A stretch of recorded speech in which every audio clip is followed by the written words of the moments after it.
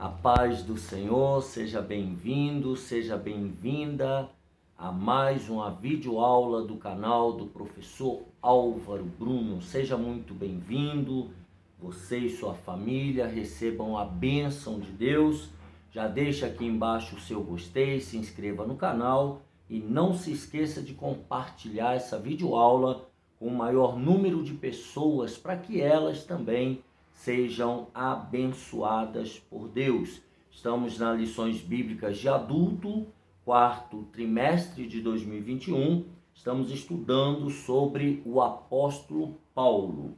A lição hoje é a lição 4, 24 de outubro de 2021. Paulo, a vocação para ser apóstolo. O texto áureo se encontra em 1 aos Coríntios, capítulo 1, e o versículo 1. Paulo, chamado pela vontade de Deus para ser apóstolo de Jesus Cristo. A verdade prática, Deus chama pessoas para realizar grandes feitos no reino divino. A nossa leitura bíblica em classe se encontra em Atos capítulo 9, do versículo 15 ao 22, Gálatas capítulo 1, do versículo 11 ao versículo 18. Disse-lhe, porém, o Senhor: vai, porque este é para mim um vaso escolhido, para levar o meu nome diante dos gentios e dos reis e dos filhos de Israel. E eu lhe mostrarei quanto deve padecer pelo meu nome. E Ananias foi e entrou na casa e, impondo-lhe as mãos, disse: Irmão Saulo, o Senhor Jesus, que te apareceu no caminho por onde vinhas, me enviou para que tornes a ver e sejas cheio do Espírito Santo. E logo lhe caíram dos olhos como que umas escamas, e recuperou a vista. E levantando-se, foi batizado. E tendo comido, ficou confortado. E esteve Saulo alguns dias com os discípulos que estavam em Damasco. E logo, nas sinagogas, pregava a Jesus, que este era o Filho de Deus. Todos os que o ouviam estavam atônitos e diziam: não é este o que em Jerusalém perseguia os que invocavam este nome? E para isso veio aqui, para os levar presos aos principais dos sacerdotes? Saulo, porém, se esforçava muito mais e confundia os judeus que habitavam em Damasco, provando que aquele era o Cristo. Gálatas 1:11. Mas faço-vos saber, irmãos, que o evangelho que por mim foi anunciado não é segundo os homens, porque não o recebi de homem algum, mas pela revelação de Jesus Cristo. Porque já ouvistes qual foi antigamente a minha conduta no judaísmo, como sobremaneira perseguia a igreja de Deus e a assolava. E na minha nação excedia em judaísmo a muitos da minha idade, sendo extremamente zeloso das tradições dos meus pais. Mas, quando aprouve a Deus, que desde o ventre de minha mãe me separou e me chamou pela sua graça, revelar seu Filho em mim, para que o pregasse entre os gentios. Não consultei carne nem sangue, nem tornei a Jerusalém a ter com os que já antes de mim eram apóstolos, mas parti para a Arábia e voltei outra vez a Damasco. Depois, passados 3 anos, fui a Jerusalém para ver a Pedro, e fiquei com ele 15 dias. O objetivo geral dessa lição é revelar que Deus vocaciona atualmente os crentes para a sua obra. Os objetivos específicos: primeiro, salientar o ponto de partida para a vocação de Paulo. Segundo objetivo, enfatizar que a vocação de Paulo foi efetivada pelo Cristo ressurreto. E o terceiro objetivo, relacionar a vocação de Paulo com o aprendizado no deserto. O ponto central é o seguinte: Deus chama para a sua obra. Todos que estão na obra de Deus foram chamados por Deus. Na introdução, nós temos então que iremos estudar a respeito da vocação de Paulo para o santo apostolado. Veremos o ponto de partida da sua vocação e a sua escola de formação no deserto da Arábia. Assim, nós teremos uma visão geral de como Deus usa o tempo e as circunstâncias para formar um ministério útil para o reino de Deus. Então, nós vamos entender esses 3 pontos. O primeiro, o ponto de partida para a vocação de Paulo. Número 1, chamada e presciência divina. O que significa isso? Veremos. A vocação de Paulo foi estabelecida segundo a presciência de Deus, que é um atributo de Deus de já saber tudo o que vai acontecer, tanto no passado da humanidade, quanto no presente e no futuro da humanidade, porque Deus, ele vive num outro tempo, um tempo chamado Kairos. Nós, seres humanos, vivemos num tempo Cronos, um tempo histórico. Então Deus, na sua presciência, na sua inteligência soberana, ele já sabe de tudo.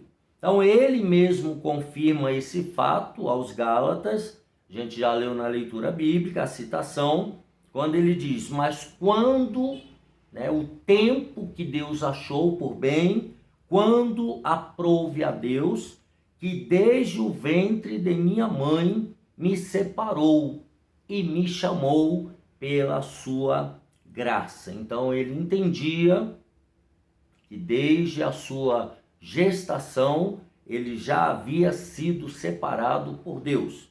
O apóstolo então experimentou uma completa transformação por meio do encontro com Cristo. Já vimos isso também no capítulo 9 de Atos dos Apóstolos. Se você perdeu essa aula, tem uma playlist aqui embaixo, depois você vai lá, dê uma olhadinha na terceira, na segunda aula, para você não perder nada do que está publicado. Então ele experimentou uma completa transformação por meio do encontro com Cristo e foi vocacionado por ele para uma grande obra. Então ele teve ali, no ato da sua conversão, a compreensão de que estava sendo chamado para uma grande obra. Então o livro de Atos atesta para uma chamada presciente, nós já comentamos alguns minutos atrás, quando nosso Senhor então, chamando Ananias, diz a ele: vai, porque este é para mim um vaso escolhido para levar o meu nome diante dos gentios e também dos reis e dos filhos de Israel. E eu lhe mostrarei quanto deve padecer pelo meu nome, que foi o que nós lemos na leitura bíblica em classe. Já vimos que Paulo, ele falava o grego koiné fluentemente, falava hebraico e aramaico, então ele era um poliglota, ele tinha uma cultura elevadíssima, uma cultura helênica bastante saudável, entendia de filosofia. Então ele seria o homem que Deus escolhera para ir diante de reis, diante dos filhos de Israel e diante de todas as nações gentílicas do mundo de então. Então, assim, Paulo, logo que teve um encontro com Ananias, ele foi batizado no Espírito Santo, batizado nas águas e teve a sua visão recuperada. Na leitura bíblica em classe, nós lemos lá no versículo de Atos 9, o verso 18, e logo lhe caíram dos olhos como que umas escamas, e recuperou a vista, e levantando-se foi batizado. Então nós temos aí Paulo sendo chamado por Deus, na presciência de Deus, para uma grande obra. Número 2, um ministério na plenitude do Espírito Santo. Tá? O ministério de Paulo, assim como de Pedro e dos demais apóstolos da igreja primitiva, era um ministério na plenitude do Espírito Santo. Depois de passar, então, pela experiência do novo nascimento, Paulo recebeu a plenitude do Espírito, isto é, ele foi batizado no Espírito Santo, versículo 17, quando ele diz: e Ananias foi e entrou na casa, impondo-lhe as mãos, disse: irmão Saulo, o Senhor Jesus, que te apareceu no caminho por onde vinhas, me enviou para que tornes a ver e sejas cheio do Espírito Santo. O mesmo que aconteceu com a igreja em Atos capítulo 2, com os apóstolos e todos que estavam ali no cenáculo reunido. Agora também Paulo é cheio do Espírito Santo, é batizado com fogo. Então, nesse sentido, o livro de Atos revela que o ministério do apóstolo dos gentios recebeu uma unção especial do Espírito Santo, aquele avivamento espiritual. Foi um ministério marcado por pregação poderosa, curas, sinais, prodígios e maravilhas. Então, Paulo foi um homem cheio de dons espirituais, foi um homem que entregou completamente a sua vida para ser gasta através do Espírito Santo por amor a Jesus Cristo. Então foi um ministério poderoso. Com o ministério do apóstolo, aprendemos, isso aqui é uma aplicação fundamental para você e para mim, nós aprendemos o quê? Que não podemos fazer a obra de Deus sem a atuação do Espírito Santo. Ele é que confirma a palavra e a obra. Então, sem a presença atuante do Espírito Santo na nossa vida, eu e você não podemos fazer nada no reino de Deus. É isso que nós, a princípio, aprendemos aqui com o ministério do apóstolo Paulo. Número 3, Deus mudou o nome de Saulo para Paulo? O comentarista aqui faz uma pergunta e ele vai nos ajudar a encontrar a resposta. Diz assim: na Bíblia, vemos ocasiões em que Deus mudou o nome de pessoas. Abrão para Abraão, Gênesis 17:5. Jacó para Israel, depois que Jacó brigou com o anjo. Jesus alterou o nome de Simão para Pedro, logo que chamou Pedro para andar com ele. Entretanto, isso não se deu com o nome do apóstolo Paulo. O nome de Paulo não foi mudado. Vamos ver. Não há qualquer menção disso na Bíblia. O que explica a mudança de ênfase no nome de Saulo para Paulo é a origem do apóstolo. O nome Saulo, aportuguesado de Saul, remonta à sua origem judaica. Então, o pai e a mãe de Saulo, orientado por Deus, colocou o nome dele de Saulo. né? Provavelmente pensando no rei Saul. Já Paulo, aportuguesado de Paulus, em latim, sua cidadania romana. Como o ministério do apóstolo buscava alcançar os gentios, o nome Paulo, entre aspas, foi naturalmente usado no trabalho missionário e, consequentemente, nas escrituras canônicas. Então, na verdade, Saulo ele tinha dois nomes, um nome de batismo, que aquilo naquela época era comum, tá? Ele era judeu, descendente de judeu, então ele tinha um nome, e quando você tinha cidadania romana ou de outra localidade, naquela época principalmente a cidadania romana, você então podia adotar um segundo nome, o nome que você iria usar, digamos assim, no seu passaporte, né, mostrando que você era um cidadão romano e você tinha liberdade de entrar e sair em qualquer lugar onde Roma dominasse. Então, Saulo era o nome de batismo e Paulo, por conta do trabalho, por conta da cidadania romana e por conta do seu vultoso trabalho desenvolvido nas nações gentílicas, esse nome ficou canonizado, digamos assim, e bem mais conhecido. Então dá a impressão que ele tinha um nome antes da conversão e um outro nome depois de convertido. Na verdade, ele tinha e mantinha os dois nomes. Então, resumindo esse tópico aí, o ponto de partida para a vocação de Paulo foi a presciência divina.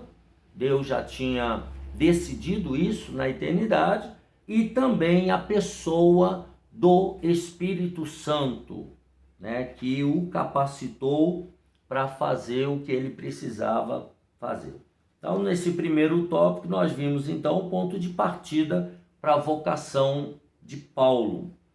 Número 2, uma vocação efetivada pelo Cristo ressurreto. Lembrando que ele teve um encontro com Jesus, né, a caminho lá de Damasco.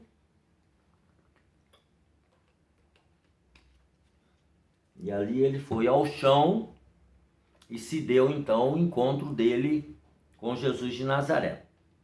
Então, primeiro, Saulo viu o esplendor glorioso do Cristo ressurreto.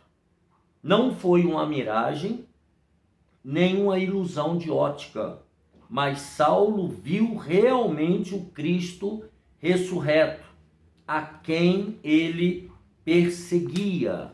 Tanto que no versículo 17, Ananias mesmo, ele diz: o Senhor Jesus que te apareceu no caminho por onde vinhas. Então, Deus falou com Ananias para ir lá para orar pelo apóstolo, e Deus revelou a Ananias que ele teve um encontro com Saulo a caminho de Damasco. Então, essa visão gloriosa ofuscou o seu orgulho ante as autoridades judaicas e foi definitiva para a vida daquele que mais tarde seria um embaixador de Cristo entre os gentios. Então essa visão gloriosa acabou com aquele orgulho que Paulo tinha, né? Aquele orgulho farisaico de excesso de zelo pela lei de Deus. Então ele teve esse esplendor, essa visão do Cristo ressurreto. Número 2, uma vocação inevitável para o apostolado entre os gentios. Deus escolheu Saulo de antemão para fazer conhecer a sua vontade. Atos 22 e 14. Pegue junto comigo aí a sua Bíblia de Estudo Pentecostal. Abra lá em Atos 22 e 14. A Bíblia de Estudo Pentecostal é a melhor Bíblia de estudo do Brasil.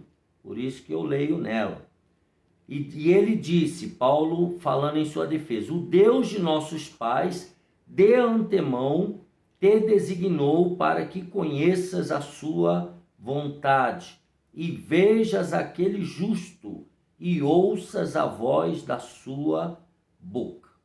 Então veja aqui, né, Paulo discursando, falando desse encontro que ele teve com Cristo, tá? E dizendo de Deus tê-lo escolhido, né, para fazer a vontade de Deus. Então, qual era a vontade de Paulo para Saulo? Torná-lo um embaixador de Cristo, um pregador do Evangelho, um missionário, principalmente entre os gentios. Então, não por acaso, as várias cartas do apóstolo às igrejas plantadas por ele eram assim identificadas. Paulo, apóstolo de Jesus Cristo, pela vontade de Deus. Então ele entendia que era pela vontade de Deus que ele estava fazendo a obra de Deus. Ele não estava fazendo porque ele queria, ele estava fazendo porque ele foi chamado e ele entendia que aquilo era a vontade de Deus para ele. Então o apóstolo, ele não foi ordenado em Jerusalém, nem por uma comissão de apóstolos formada por Pedro, João e Tiago, ou pelos outros apóstolos de Cristo. Então ele não foi ordenado por nenhum grupo apostólico. O que prevaleceu foi a declaração de Jesus para Ananias, discípulo fiel de Cristo lá em Damasco. E aí ele cita Atos 9:15. Vá, porque este é para mim um instrumento escolhido, para levar o meu nome diante dos gentios e reis, bem como diante dos filhos de Israel. Então Ananias, quando foi orar por Paulo, tá? Ficou muito claro, e ele falou para Paulo da chamada, da vocação e da vontade de Deus para a vida dele. Então Ananias, com a autoridade delegada pelo próprio Senhor Jesus, numa visão, foi ao encontro de Saulo na rua chamada Direita, e lá chegando, impôs as mãos sobre Saulo. Nós já lemos Atos 9:17. Tá? E com isso ele estava confirmando a chamada e a vocação de Saulo para o apostolado entre os gentios. Mesmo que quando a gente vai estudando, a gente observa que ele ainda tentou pregar nas sinagogas, tentou pregar para os judeus, até o momento que ele entendeu que o ministério dele era realmente junto aos gentios. Isso é muito importante frisar. Então, o subtópico 3 diz que a vocação mudou o rumo da vida de Saulo. Então, a partir desse momento aqui, a vida dele ganha uma outra conotação, né? De perseguidor. Ele, lembrem-se na primeira e segunda aula, que ele estava indo para Damasco para prender, para bater, para levar preso para Jerusalém todo cristão que ele achasse ali em Damasco. Então ele era um perseguidor implacável, ele era o exterminador em nome da Torá, em nome de Deus. Então, de perseguidor dos seguidores de Jesus, de personalidade tenaz e obstinada, né, Deus chamou Saulo e o transformou no apóstolo, que seria o maior responsável pela expansão da igreja no mundo gentílico. A operação da graça salvadora na vida de Saulo, promoveu uma mudança radical em sua vida. Foi Jesus que o confrontou, o surpreendeu e o chamou pelo nome. Então tem algumas pessoas que Deus chama pelo nome. Na aula anterior nós vimos que com Saulo tinha que ser alguma coisa extremamente sobrenatural, porque ele era um doutor da lei, ele era um profundo conhecedor da Torá. Então veja que seria muito complicado se alguém fosse pregar para ele, como pregar para um erudito, para um clássico. Muito difícil. Então o próprio Cristo apareceu para ele numa visão para falar com ele e o chamou pelo nome, que era para ele não ter dúvida nenhuma de que realmente era Deus o chamando. Então aí ele coloca uma aplicação: Cristo ainda chama o ser humano para frutificar no reino de Deus. É necessário um encontro real com Cristo e quando isso acontece, ele capacita o ser humano para o seu propósito. Foi assim que aconteceu com Saulo e foi assim que aconteceu e acontece com muitos de nós. Quantos de nós saiu, por exemplo, de um sistema prisional, saiu de um mundo de drogas, saiu do tráfico, saiu de roubo a banco, saiu de crimes absurdos? Quantos não saíram? Talvez, se você contar nos dedos, você deve conhecer pelo menos uma meia dúzia. Alguns que saiu do mundo da bebida alcoólica, do alcoolismo, e assim sucessivamente. Tiveram um encontro com Deus e tiveram as suas vidas transformadas por essa chamada maravilhosa graça do nosso Senhor e Salvador Jesus Cristo. Então, assim como aconteceu com Paulo, ainda acontece com muitos hoje em dia. Tá? Então, vimos aí uma vocação efetivada pelo Cristo ressurreto. Então, resumindo, a visão gloriosa do Cristo ressurreto mudou definitivamente o rumo da vida de Paulo, que foi o que aconteceu, conforme acabei de falar, comigo e com você. Em algum momento, nós tivemos um encontro com Cristo e Jesus mudou a nossa maneira de viver. Melhorou o nosso caráter, nós ficamos até mais bonitos, Que às vezes com o pecado a gente é muito feio, mas quando a gente vem para Jesus a gente fica bonito, fica magrinho. Aí eu acho que eu já estou exagerando, Mas vamos para o terceiro, Mas fica bem melhor, Bem melhor do que no pecado. Número 3, vocação de Paulo e o aprendizado no deserto. Essa parte aqui, muitos gostariam de fugir, mas não tem como fugir não. Vamos lá, o subtópico 1, a ida para o deserto. O ministério de Paulo precisava de uma preparação austera, alguma coisa muito séria, silenciosa, porque em Jerusalém, na Judéia, em vários lugares havia muito barulho, havia muita perseguição, a igreja estava expandindo, então Paulo precisava de silêncio, precisava de uma preparação de comunhão com Deus e de reflexão. Lembrando sempre que Paulo já era um erudito, ele já era um fariseu, ele já era um especialista na Torá. Então agora é como se ele tivesse que começar do zero. Não que o conhecimento dele teria que ser deixado de lado, mas ele teria que rever muitos conceitos, muitas interpretações, muitas leituras que ele houvera feito. Agora ele vai ter que rever, porque agora a ótica, ou que alguns teólogos podem chamar, agora ele entende que a chave hermenêutica é Jesus de Nazaré. Então tudo agora tem que partir da perspectiva do Cristo com quem ele acabara de se encontrar.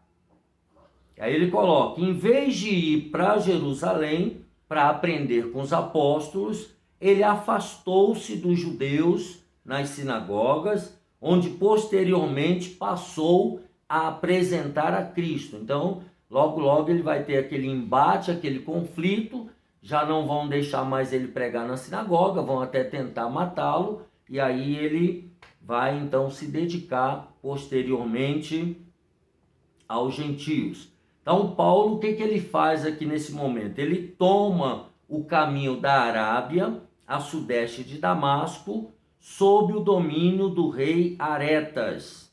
Tá? É o que nós lemos lá na leitura bíblica em Gálatas, tá? 1:17, na leitura bíblica, diz assim: nem tornei a Jerusalém a ter com os que antes de mim já eram apóstolos, mas parti para a Arábia e voltei outra vez a Damasco. Então, ele vai para o deserto da Arábia.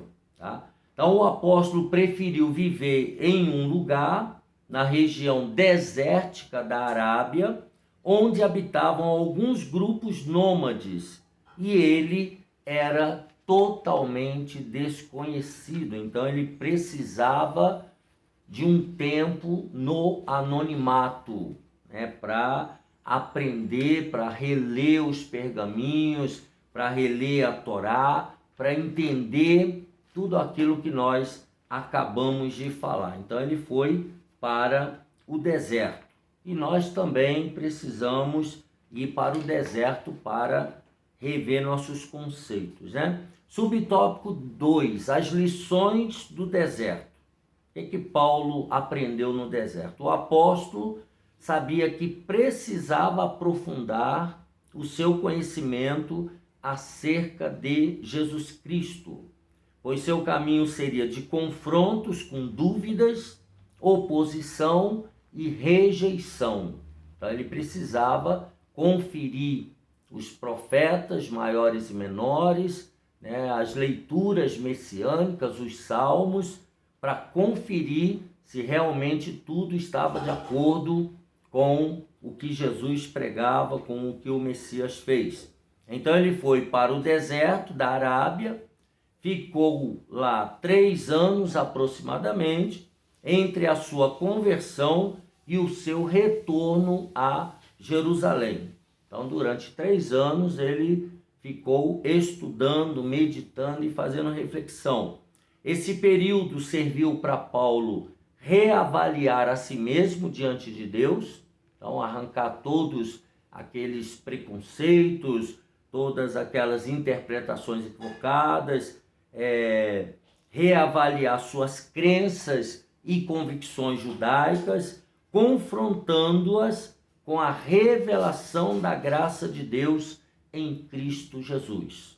Então, assim, Paulo se preparou para explicar a sua vocação aos líderes da igreja em Jerusalém. Agora, esses líderes da igreja em Jerusalém, nós estamos falando dos apóstolos Tiago, Pedro, João, né, os apóstolos que estavam comandando a igreja de Cristo lá em Jerusalém. Não estamos falando dos líderes judaicos, né? Esses aí Paulo ia descobrir logo que não tinha conversa, porque ele passou a ser considerado um traidor, um traidor do farisaísmo, né?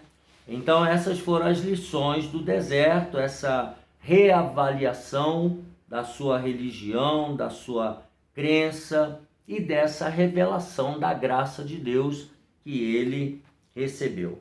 Subtópico 3, mais lições do deserto. Quais são? Saulo passou então a usar o seu nome romano, Paulo, com o qual se tornou conhecido em seu ministério. Já falamos alguns minutos atrás que ele deixou de usar publicamente o nome Saulo por conta da sua cidadania romana e as suas extensas e intensas viagens pelo mundo gentílico, onde ele usava com certeza o seu passaporte romano, cujo nome romano era Paulus, ou aportuguesado como Paulo. Então, ao tomar o rumo do deserto para refletir e aprender, o agora Paulo foi despido, foi desnudo de toda a filosofia e religiosidade legalista do judaísmo. Então, todo aquele radicalismo que o levou a matar em nome de Deus, a consentir na morte de Estevão em nome de Deus, a perseguir e levar preso homens, mulheres, crianças que seguiam a Cristo Jesus. Então, ele tinha que se despir, né? No deserto isso aconteceu. Então, no deserto ele aprendeu o quê? Que a simplicidade era a chave que abria a porta do cristianismo. A simplicidade. e que era preciso dominar suas paixões. Então veja que a paixão de Paulo por Deus e pelo farisaísmo, pela religião judaica, o cegou a ponto dele cometer as atrocidades que ele cometeu, tá? Que com Cristo ele precisaria dominar as suas paixões, né? Substituindo-as pela alegria da salvação em Cristo. E isso realmente aconteceu com ele. Ele também aprendeu que a imensidão do deserto esmaga o poder e a fraqueza do homem. Então, aquele deserto trouxeram lições reflexivas e, por que não dizer também filosóficas, a ponto dele concluir que o deserto esmaga o poder e a fraqueza do homem. Por que o poder e a fraqueza do homem? Porque no deserto, todo forte fica fraco, todo grande fica pequeno, e todo fraco tem que se fortalecer. Aí você vai falar, mas como assim? Se o fraco não se fortalecer, como é que ele vai sobreviver no deserto? E isso leva a uma terceira coisa que Paulo aprendeu, a depender completamente de Deus. O fraco no deserto aprende a depender de Deus. Agora ele só pode depender de Deus, que foi o que eu acabei de falar.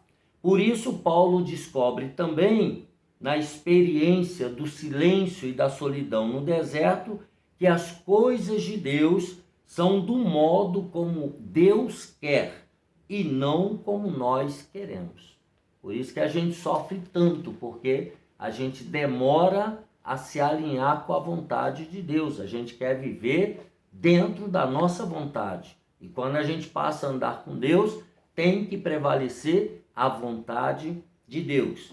E no deserto também, Deus ensinou Paulo a ser o líder que ele precisava para expandir o seu reino.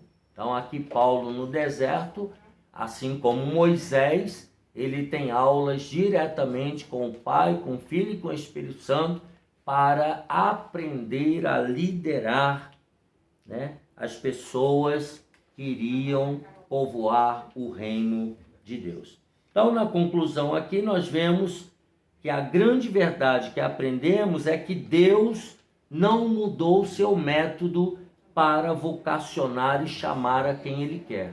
Deus continua com o mesmo método.